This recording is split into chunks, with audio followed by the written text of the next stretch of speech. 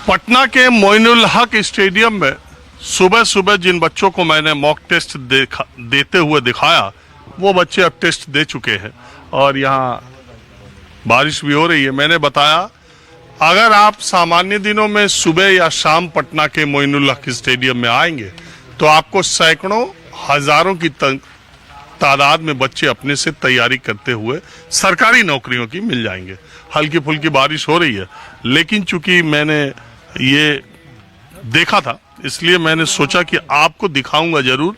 बारिश हो, बच्चे कम भी हो तो भी, और इन बच्चों की आवाज, इन बच्चों की परेशानियां और इन बच्चों की बातें माहौल क्या है के जरिए बिहार के युवाओं का जो दर्द है, बिहार के युवाओं की जो आकांक्षाएं हैं और बिहार के युवाओं का राजनीतिक दलों और नेताओं से जो अपेक्षाएं हैं, ये जो चुनाव होने वाला उस पर ये क्या सोचते हैं, इस पर मैं चर्चा। हाँ, आप अपना नाम बताइए। जी, मेरा नाम रोशन कुमार हुआ और हम लोग छपरा जिला से आए हुए हैं। यहाँ पे मेरा घर छपरा है और यहाँ पे जो हम लोग आते हैं सुबह सुबह मॉर्निंग में एक डेली रूटीन होता है कि सुबह उठना है, फ्रेश व्रेश आके यहाँ पे चले जाना है और अपना रैंक देखा जाता है कि 50 लड़का है कि आपका कितना रैंक आ रहा है। उस हिसाब से आपका नंबर कम होता है, थोड़ा सा डिमोटिवेट हो जाता है आदमी और उसी को लेकर आगे अपना तैयारी करता है। आपके पिताजी क्या करते हैं? मेरे पिताजी किसान हैं। मेरे एक भैया हैं जो जॉब में हैं। हालांकि मीडियम फैमिली से हम लोग हैं, लेकिन यहाँ आने के बाद खुद ब खुद जो होता है अंदर से जोश आ जाता है कि हाईएस्ट इतना मार्क्स गया है और आप इतने मार्क्स पे हैं कि हमको और मेहनत करना है जाके उस हाईएस्ट मार्क्स को हम अचीव कर पाएँ। आपका क्या नाम है? मेरा नाम पंकज कुमार है और आप कहाँ से हैं? हम लोग खगड़िया डिस्ट्रिक्ट से। खगड़िया डिस्ट्रिक्ट से, खगड़िया जिला से। अच्छा, खगड़िया। तो गए थे खगड़िया। अच्छा, कैसा लगा खगड़िया आपको? अच्छा है, हर जगह अच्छी है ना, अच्छा तो है ही, लेकिन जिसकी मातृभूमि होती है उसको उस जगह से विशेष लगा होता है। हाँ, वो तो है, वो जिसकी मातृभूमि उसको विशेष लगा होता है। हम लोग यहाँ तो जाते रहते हर तरफ। हम लोग यहाँ पिछले साल से ही सेट मार रहे हैं। हम लोग बीपीएससी प्रीलिम्स का सेट मारते हैं। पिछली बार बीपीएससी प्रीलिम्स, पीसीएस एग्जाम के प्रीलिम्स वाले भी बच्चे हैं यहाँ? हाँ, मुझे तो लगा सिपाही दरोगा और एसएससी वाले। नहीं, पिछले बार कई लड़कों के यहाँ से रिजल्ट भी हुआ है। अच्छा। कई बच्चे मेरे ग्रुप से मेंस भी लिखे हैं और इस बार वे 11वीं में भी जो बच्चे मेंस लिखे वो भी प्री देते हैं। आज था बारिश हुआ, थोड़ा बच्चे कम आए हैं, नहीं तो करीब 30-40 बच्चे आते हैं बीपीएससी प्रीलिम्स करने के लिए। और आपके पिताजी क्या करते हैं? मेरे पिताजी बिजनेस प्लस थोड़ा बहुत किसानी भी है, तो दोनों है। तो और हम लोग मध्यम वर्गीय परिवार से आते हैं। ऐसे भी जनरल कॉम्पिटिशन का जो तैयारी करते हैं तो मध्यम वर्गीय परिवार से आते हैं, कोई बड़ी फैमिली से। ये जो लोग कहते हैं, कई लोग आपको कहते हुए मिल जाएंगे कि सबको सरकारी नौकरी कहाँ मिल जाएगी, अब सरकारी नौकरी की सबको क्या जरूरत है, प्राइवेट में इतना है। तब आप लोगों को कैसा लगता है जब आप एक सरकारी नौकरी के लिए इतनी मेहनत करते हैं, बारिश, धूप, धूल, 365 दिन, इतनी सुबह सुबह आके शाम को, और इतनी विपरीत परिस्थितियों में, तो फिर आप लोगों को कैसा लगता है जब सरकारी? आपने कहा कि कुछ लोग बोलते हैं कि सबको सरकारी नौकरी थोड़ी हो जाएगी, तो हम उन लोगों को कहना चाहते हैं जिनकी इच्छा शक्ति मजबूत हो उसको होगा ही होगा, ठीक है। और दूसरा चीज़ है कि जो बच्चे इस फील्ड में आना चाहते हैं, सेवा जैसे बीपीएससी का हम लोग तैयारी करते हैं तो समाज सेवा में आना चाहते हैं, तो उनकी इच्छा शक्ति हो और दृढ़ संकल्प हो तो वो आराम से आ सकते हैं और उनको हमेशा सरकारी नौकरी में मतलब हमेशा वो हर चीज में। आप सरकारी नौकरी समाज की सेवा के लिए करना चाहते हैं या अपनी मेवा के लिए? नहीं, ऐसा कुछ नहीं, समाज की सेवा के लिए करना चाहते हैं। क्योंकि सरकारी कर्मचारियों पर सबसे बड़ा आरोप यही है, ऐसा आते तो सेवा के लिए है, फिर लगते हैं मेवा के चक्कर में। नहीं, अभी देखिए, अभी आप लोग, मैं ऐसी कोई बात नहीं कर रहा हूँ, अभी देखिए 2 साल पहले का एक IAS अफसर घूस लेते हुए पकड़ा गया। 2 साल पहले ही वो IAS बना, पूरी जिंदगी उसकी बची थी। अब अभी अरे दरोगा तो समस्तीपुर में 20,000 में पकड़ाई हैं, शायद पकड़ाई हैं।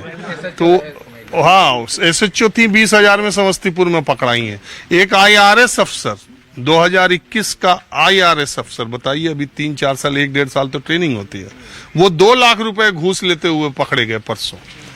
तो एक बात ये भी है कि ये समाज सेवा के लिए जाना और समाज की ही सेवा करते रह जाना एक बहुत बड़ा चैलेंज है, क्योंकि कुछ ही दिन में तो देख रहा है कि ये तो मेवा का सब चक्कर में पड़ जा रहा है।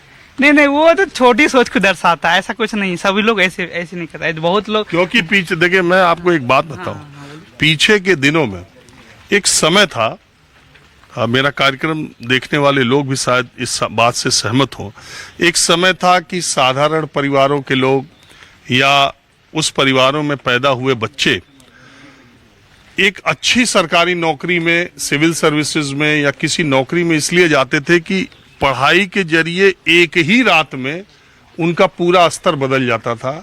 वो समाज के एक दूसरे हिस्से से एक दूसरे हिस्से में एक रात में पहुंच जाते थे। एक रात तक तो बेरोजगार रहते थे, अगले दिन उनका रिजल्ट आता ही समाज के एक दूसरे लेयर में वो पहुंच जाते थे।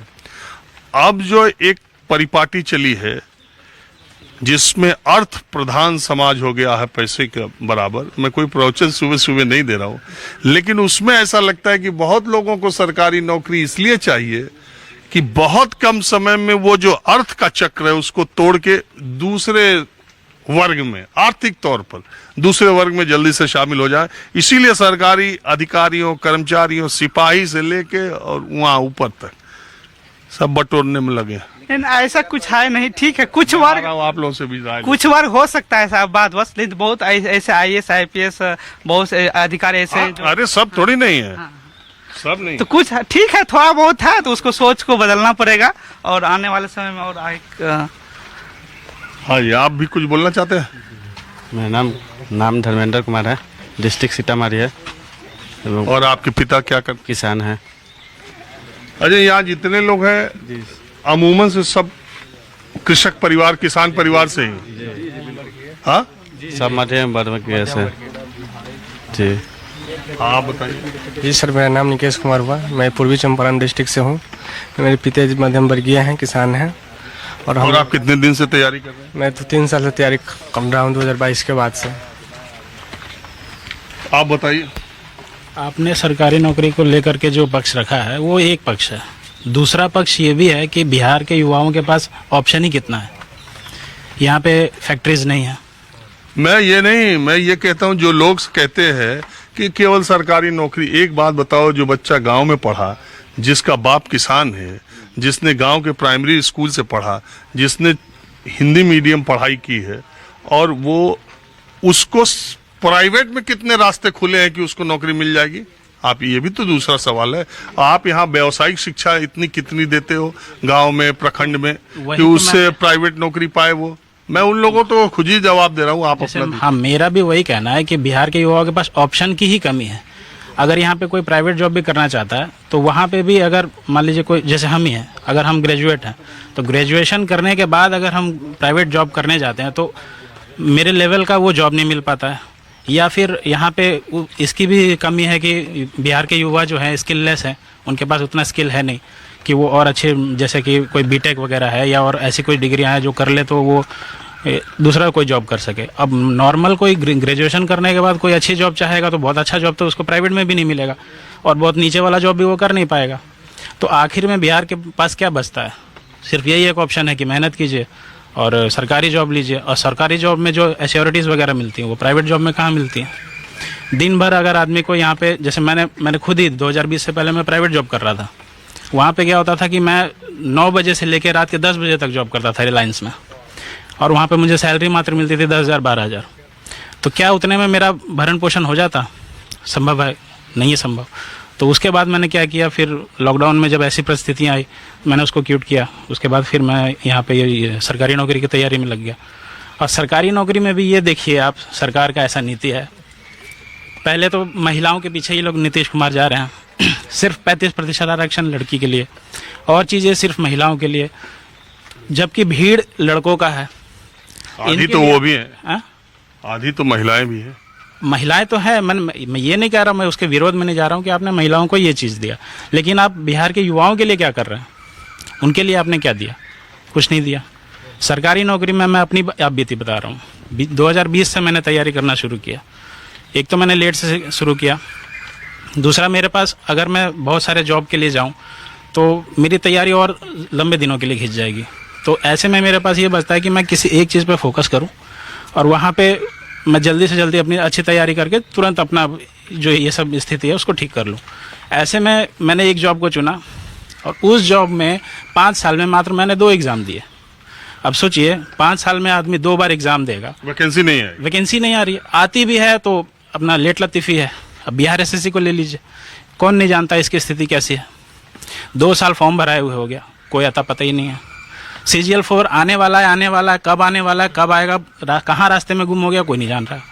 बिहार दरोगा का 2 साल से चल रहा है सब लोग कि अब आएगा। अभी तक वो किस मंत्रालय में फंसा हुआ किसी को कुछ नहीं पता है। आएगा भी तो कब एग्ज़ाम होगा, कब रिजल्ट आएगा, कोई नहीं जानता। एग्ज़ाम होगा, क्वेश्चन नहीं मिलेगा, आंसर की नहीं मिलेगा, बच्चों को पता ही नहीं चल रहा है कहाँ पे। जैसे बिहार पुलिस का पिछली बार एग्ज़ाम हुआ, मेरे साथ और भी लड़के हैं, तो उन लोगों का क्या है, पढ़ने में जैसे मैं जहाँ तक जानता हूँ ठीक ठाक ही है, उनका रिजल्ट हुआ नहीं। अब उनको पता ही नहीं कि मेरा रिजल्ट कहाँ हुआ, कहाँ लटक गया। मैंने फॉर्म भरने में गलती कर दी, जैसे एग्ज़ाम में वहाँ पे सिग्नेचर वगैरह होता है, पैराग्राफ वगैरह लिखाया जाता है, तो वहाँ पे कहाँ मिस्टेक हुआ उसको पता ही नहीं चल रहा है। अभी हम कुछ बच्चों से बात कर रहे थे, तो वो कह रहे थे कि चुनाव है तो इस समय धक्का वैकेंसी आ रही है, बिहार के लड़के, बिहार के युवा इस समय का फायदा उठा लें। तो वैकेंसी कहाँ आ रही है, जमीनी स्तर पे आप दिखाइए ना। अब तो सब चल रहा है कि सिर्फ दरोगा आने वाला है। आप बताइए 2020 से अभी तक कितना दरोगा आया है, दरोगा की कितनी बहालियाँ आई हैं? मात्र 1275। और छुटपुट आता है 33 पोस्ट, 28 पोस्ट। आप इतना बिहार में रोजगार, मतलब ये बेरोजगार युवा घूम रहे हैं, 28 पोस्ट 33 पोस्ट में कितने लोगों का जॉब होगा? अगर होगा भी तो मात्र 28 का ही होगा। अब बाकी सब क्या करें? बिहार एसएससी आपने लाया ये 12,000 प्लस सीटों पे, अब वो सिर्फ वैकेंसी, मतलब नोटिफिकेशन आ गया, बच्चों से पैसा ले लिया। अब कहाँ गायब है सरकार, कहाँ गायब है आयोग, कुछ पता ही नहीं है।